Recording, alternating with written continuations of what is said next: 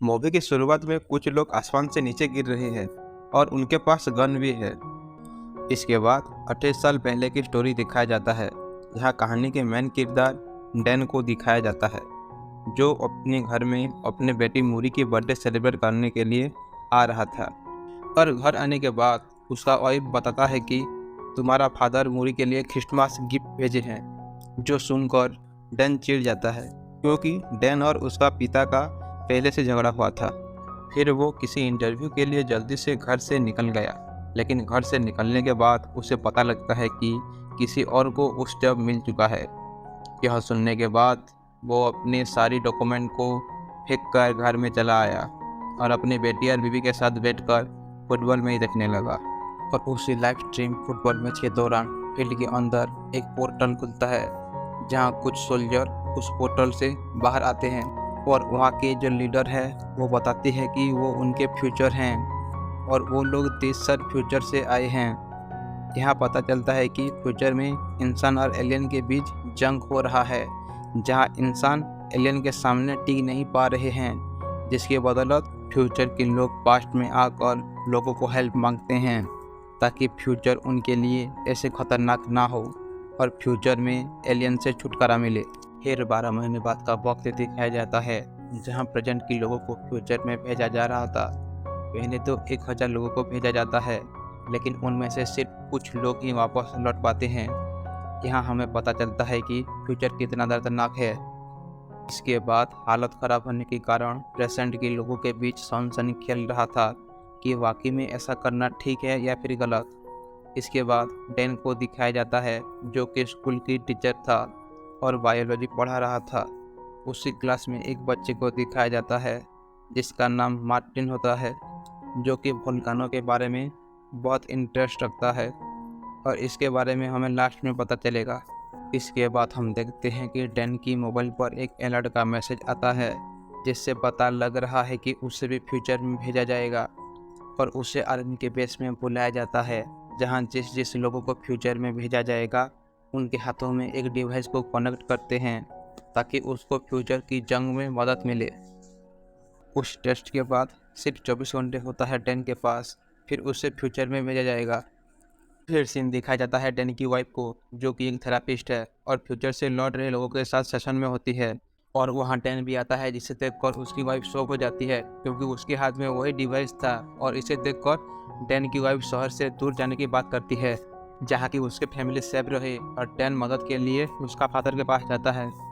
पहले तो डैन अपनी फादर के साथ बात नहीं कर रहा था, फिर उसकी वाइफ की कहने पर वो मान जाता है और हमें पता चलता है कि डैन और उसकी माँ को छोड़कर डैन के पिता चले गए थे। इसी वजह से डैन नाराज था, लेकिन वहाँ जाने के बाद फिर से डैन और उसके पिता के बीच झगड़ा हो जाता है और बिना कोई मदद लिए वो चला आता है। और फिर अपने बीबी और बेटी के साथ मिल के उसने जाने की बात करता है और वो ट्रेनिंग के बेस पर चला आता है। उसके बाद डैन मिलिट्री बेस पर जाता है, जहाँ उससे और बाकी लोगों को फ्यूचर में भेजा जाएगा, लेकिन उससे पहले उन्हें 7 दिन का ट्रेनिंग लेना पड़ेगा, जिससे कि वो लोग एलियन का सामना कर सके। उस ट्रेनिंग में सिखाया जाता है कि एलियन की कमजोरी पार्ट को कैसे टारगेट करना है और कैसे सर्वाइव करना है, सब कुछ सिखाया जाता है। यहाँ जितने भी लोग होते हैं उनको 2 ग्रुप में बांटा गया था, आर ग्रुप और डी ग्रुप। जहाँ डैन आर फोर्स में था और वो उसी आर ग्रुप की एक मेंबर के साथ बात कर रहा होता है और वो लोग एक आदमी के बारे में बात कर रहे होते हैं, जो कि 2 बार फ्यूचर में जाकर एलियन के साथ लड़ाई करके फिर से एक बार जाने के लिए तैयार था। उसके बाद एक मीटिंग के सेशन में हमें डैन और उसका दोस्त को बात करते हुए दिखाया जाता है और हमें पता लगता है कि जितने भी लोगों को फ्यूचर में भेजा जा रहा है वे सब लोग 40 के ऊपर के हैं। जहां हमें और भी पता चलता है फ्यूचर में जाने के बारे में। फ्यूचर के लोगों ने एक ऐसा मशीन बनाया होता है जो कि 30 साल पीछे ट्रैवल किया जा सकता है, जिन्हें वे लोग जंप लिंक बोलते हैं।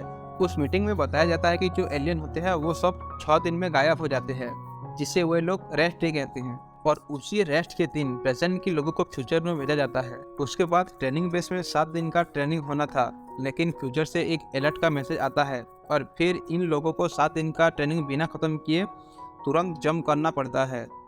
और ये वही सीन होता है जो हम पहले मूवी की शुरुआत में देख चुके हैं, लेकिन हम यहाँ देखते हैं कि कोई तकनीक खराब होने के कारण कुछ लोग ठीक से लैंडिंग नहीं कर पाते हैं और उनकी मौत हो जाता है और डैन की टीम में कुछ लोग ही बच पाते हैं।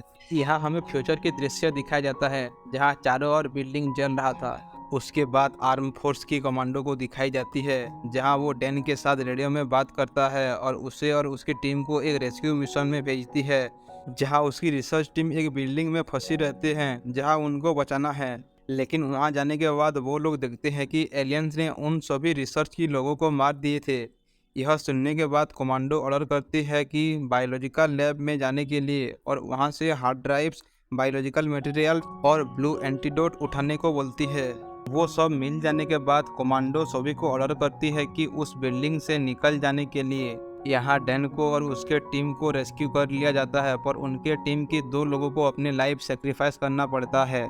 इसके बाद फ्यूचर के मिलिट्री बेस को दिखाया जाता है, जहाँ की पास्ट से आने वाले सभी लोगों को रखा जाता है। ठीक उसी समय कर्नल ने डैन को बुलाते हैं, जहां हमें पता चलता है कि कर्नल कोई और नहीं बल्कि उसकी बेटी होती है, जो कि इसी फ्यूचर के टाइम एक बड़ी साइंटिस्ट बन गई थी।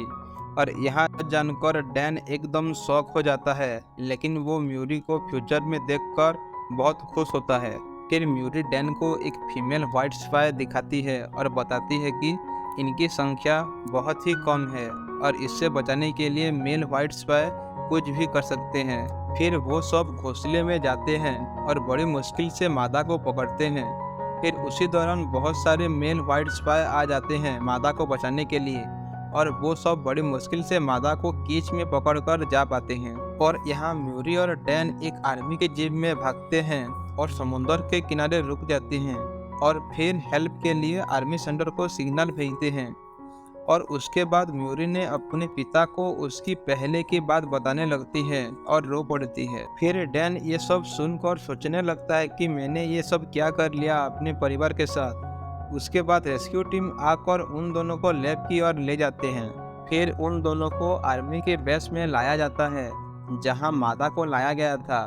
फिर हम देख पाते हैं कि म्यूरी उसी मादा के ऊपर कुछ टेस्ट कर रही होती है, जहां डैन भी आता है और म्यूरी कुछ मदद करने को कहती है। यहाँ पता लगता है कि म्यूरी एक एंजाइम को बनाने की कोशिश कर रही होती है, ताकि उन सभी एलियन क्रिएचर्स को जड़ से मिटा सके। उसके बाद बहुत सारे सैंपल को टेस्ट करने के बाद अंत में ओरिजिनल एंजाइम मिल जाता है। लेकिन एंजाइम रेडी होने से पहले म्यूरी एक बात बताती है डैन को, जैसे कि डैन को उसी सैंपल को पास्ट में ले जाना होगा, जहां उस सैंपल से बहुत सारा एंटीडोट बन सके, क्योंकि फ्यूचर के टाइम में सब कुछ बर्बाद हो गया था। और इस काम को करने के लिए म्यूरी जानबूझकर उसकी फादर को चुनी थी फ्यूचर में आने के लिए। फिर सैंपल रेडी होने के बाद एलियन क्रिएचर एक आवाज़ निकालती है, जो उसे सुनने के बाद लाखों की भीड़ से एलियन अटैक करते हैं उसी लैब की ओर, जहां वो फीमेल एलियन क्रिएचर थी। उसके बाद म्यूरी डैन को फ्यूचर में भेजने की तैयारी कर रही होती है और अगले और सभी सोल्जर्स ने क्रिएचर्स को मारने में लगे होते हैं। उसके बाद फीमेल एलियन क्रिएचर्स म्यूरी पर अटैक कर देती है, जहां म्यूरी पूरी तरह से घायल हो जाती है और आगे जा पाने की सुराग में नहीं होती। फिर उसी समय फीमेल क्रिएचर आकर म्यूरी को घसीटते हुए नीचे ले जाती है, जहां डैन भी उसकी बेटी को बचाने के लिए जंप कर देती है। लेकिन ठीक उसी समय वो अचानक से टेलीपोर्ट हो जाता है पास्ट में और उसकी बेटी की फ्यूचर में मौत हो जाती है। फिर डैन घर आता है, जहां उसकी छोटी म्यूरी उसका वेलकम करता है, जिसे देखकर डैन कुछ नहीं कह पाता क्योंकि उसे गम था फ्यूचर की म्यूरी को खोकर। फिर डैन और उसकी पत्नी को बात करता हुआ दिखाया जाता है, जहां डैन फ्यूचर में जो कुछ भी हुआ वो सब बता रहा होता है। डैन बताता है कि वो दोनों कैसे सैंपल बनाए थे। उसके बाद डैन की पत्नी उसे एक सुझाव देती है, जहां उन दोनों को एक आइडिया मिलता है एलियन कहां से आए थे। फिर कोई मदद नहीं मिलने के बाद डैन उसका फादर की मदद लेता है, जो कि इनको रशिया में पहुंचा देगा, क्योंकि वो सभी एलियन रशिया की बर्फ के नीचे पहले से थे। फिर डैन, उसका फादर और डैन की कुछ दोस्त मिलकर रशिया जाते हैं, जहां उनको वही स्पेसशिप मिल जाता है जिस पर एलियन आए थे। फिर शिप के अंदर जाकर वो लोग एंटीडोट को सभी एलियंस पर इंजेक्ट कर रहे होते हैं, लेकिन तादाद बहुत सारे होने पर वो नहीं कर पाते और सभी एलियंस पिंजरे से बाहर आने लगते हैं। यह देखकर डैन का एक साथी उन सभी को बम में उड़ा देता है, जहां एलियन शिप के साथ सभी एलियंस खत्म हो जाते हैं। लेकिन एक एलियन बच जाता है जो कि फीमेल एलियन थी, और ये वही थी जिससे डैन और म्यूरी मिलकर एक्सपेरिमेंट कर रहे थे फ्यूचर में। फिर डैन और उसका फादर मिलकर बड़ी मुश्किल से वही फीमेल क्रिएचर को मार पाते हैं और एलियन को धराशायी कर देते हैं।